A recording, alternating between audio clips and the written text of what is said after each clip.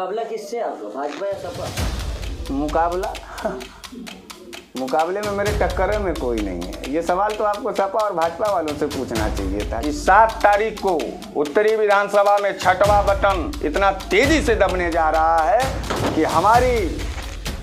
हमारी विचारधाराओं के जो बुलंदियां हैं वो आसमान छुएंगे और विपक्ष का कब्र खुद जाएगा। बार बार कह रहा हूँ, हिजाब, दुपट्टा और घूंघट पर हाथ लगाओगे तो चीर दिए जाओगे। बनारस में आई थी स्मृति ईरानी जी, मुकम्मल जवाब दिया। गाड़ी रोक करके मुंह पे चूड़ियाँ फेंका और कहा कि जा करके नरेंद्र मोदी को चूड़ी पहना देना। ऐसा प्रधानमंत्री पूरी तरीके से फेल है जो अपने बहन, बेटी, रोटी, बेटी और खेती को नहीं बचा सकता। मेरे नेता के ऊपर गोली मारा इन लोगों ने अभी 15 दिन पहले। हमारा नेता इतनी ताकत रखता है कि देश के गृह मंत्री से उसी संसद के अंदर श्री ओवैसी 3 बार कहलवाता और कहता है कि मेरी जान की खतरा को आप मत भापिए, मेरे कौम, मेरे लोकतंत्र, मेरी जमहूरियत के ऊपर जो खतरा है उसको दूर करने का काम करिए। मिश्रा जी, आखिरी चरण में बनारस में चुनाव है, फाइनल मुकाबला होगा। वो बनारस वाले मिश्रा जी किसके खिलाफ मैच ज़्यादा खेलेंगे? किसके खिलाफ मैच कहाँ खेलना? हम तो अपने रोटी, बेटी और खेती के सवाल पर। आप देखिए ना, मैं पूछना चाहता हूं कि भारतीय जनता पार्टी सिर्फ और सिर्फ लफाजेबाजी की, ये लोग फिरका परस्त ताकतों के साथ मिलकर के बनारस और पूरे देश को जलाना चाहते थे। हमारा जो लड़ाई है, मजलिस की जो लड़ाई है, वो MP MLA बनने की नहीं है। हम लोग अपने इस देश को बचाना चाहते हैं। आप बताइए कि नोटबंदी से कौन सा फ़ायदा हुआ? कितने लोग नोटबंदी से बहुत अच्छे से उनका खुशहाली आ गया उनके घर में। दूसरी बात, आप बताइए, GST से हमारे जितने भी व्यापारी हैं आत्महत्या करने के लिए मजबूर हो गए। GST का कोई फ़ायदा नहीं हुआ। आप देखिए जाकर के CA NRC के नाम पर जिस तरीके से हम लोगों के बीच में बंटवारा और नफरत और हिंसा कराने की कोशिश की गई, उसको आप क्या भूल सकते हैं? हम भूल सकते हैं क्या? अभी भी जन मुद्दे को दरकिनार किया जा सकता है? पार्टी और दल पर बहस किया जाने वाला ये समय है? ऐसा नहीं है। कोरोना काल में तबलीगी जमात के नाम पर इस देश में फिर से हिंसा फैलाने की प्रधानमंत्री की कोशिश थी। आप देखिए जा करके इस किसान आंदोलन में, देश में, जिसे इस देश में धरती का दूसरा भगवान अगर कहा जाता है तो किसान कहा जाता है। किसानों को आतंकवादी और गद्दार कहा गया।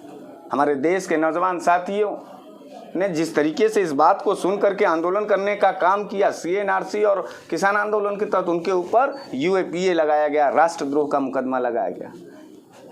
हाथरस में बहन की जिस तरीके से हत्या करके उसको आधी रात को पेट्रोल डाल के जलाया गया, उसके खिलाफ हम लोगों ने स्मृति ईरानी के उसमें बनारस में आई थी स्मृति ईरानी जी, मुकम्मल जवाब दिया। गाड़ी रोक करके मुंह पे चूड़ियाँ फेंका और कहा कि जा करके नरेंद्र मोदी को चूड़ी पहना देना। ऐसा प्रधानमंत्री पूरी तरीके से फेल है जो अपने बहन, बेटी, रोटी, बेटी और खेती को नहीं बचा सकता। इनका हमला रहा है, ये कॉरपोरेट घराने के लोग रहे हैं।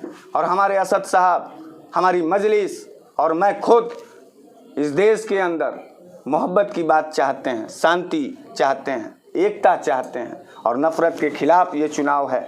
जो लोग नफ़रत के खिलाफ होंगे वो लोग असद साहब के मजलिस और बनारस वाले मिश्रा जी के चुनाव चिन्ह पतंग पर वोट करेंगे। बाकी 10 तारीख को चुनाव खत्म होगा।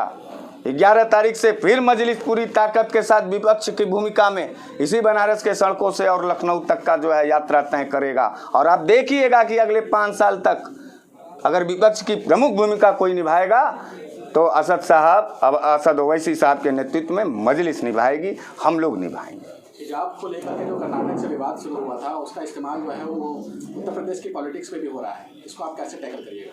टैकल क्या करना है? टैकल वैकल नहीं करना है। बहन बेटियों का इज्जत का सवाल है। मैं उसे नामर्द समझता हूं जो लोग बहन बेटियों की इज्जत के साथ खिलवाड़ करते हैं। मैं बार बार कह रहा हूं, हिजाब, दुपट्टा और घूंघट पर हाथ लगाओगे तो चीर दिए जाओगे। जो करना होगा कर लेना। बहन बेटियों के साथ खिलवाड़ करोगे, उनकी इज्जत पर हाथ डालोगे, तुम्हें मुकम्मल जवाब दिया जाएगा।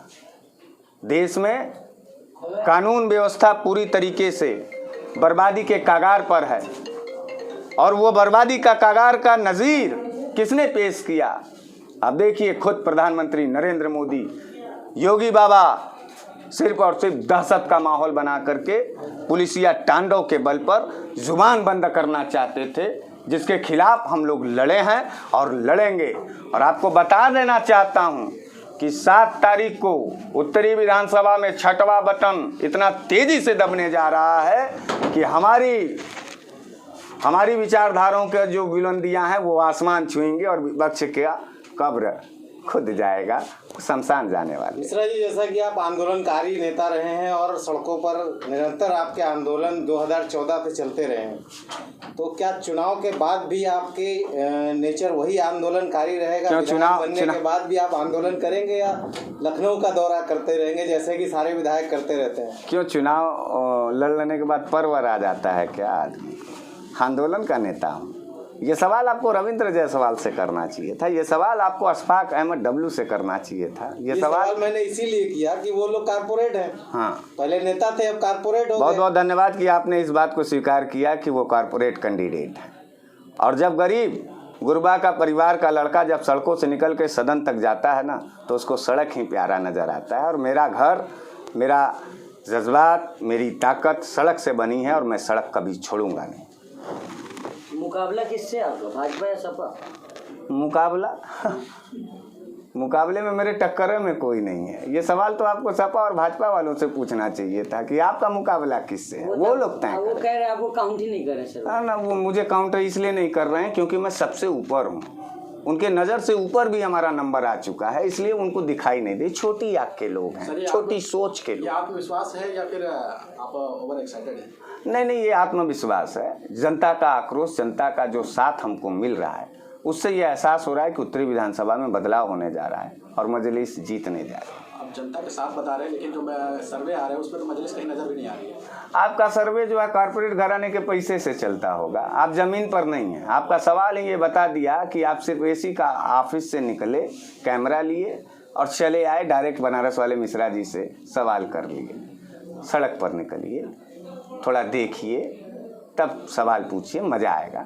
थोड़ा प्रिपेयर होकर के आया करिए सवाल पूछने। और ये भी समझ लीजिए कि किससे सवाल पूछ रहा है। बनारस वाले मिश्रा जी से, मजलिस के नेता से मुकम्मल जवाब दूंगा।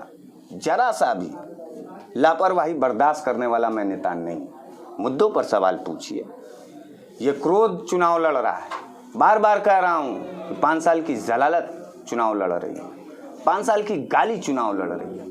5 साल जो देशद्रोही, राष्ट्रद्रोही कहने वाले लोग हैं, उसको सुनने के बाद जो जज्बा उत्पन्न होता है, पैदा होता है, वो चुनाव लड़ रहा है।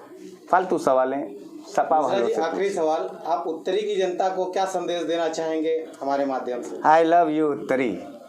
मैं बेहद प्यार करता हूँ अपने उत्तरी से और आशीर्वाद चाहता हूँ अपने उत्तरी से। मैं अपने उत्तरी की जनता से दुआ की भी दरख्वास्त करता हूँ और उनसे चाहता हूँ कि मुझे आशीर्वाद दें। इस गरीब गुरबे परिवार के बच्चे को सदन तक भेजें ताकि हमारा जो दर्द, हमारा जो सवाल, हमारा जो नज़रिया है, वो सदन के पटल पर रखा जाए और सरकारें मजबूर हों हमारे दर्द और हमारे सवाल को समझने के लिए।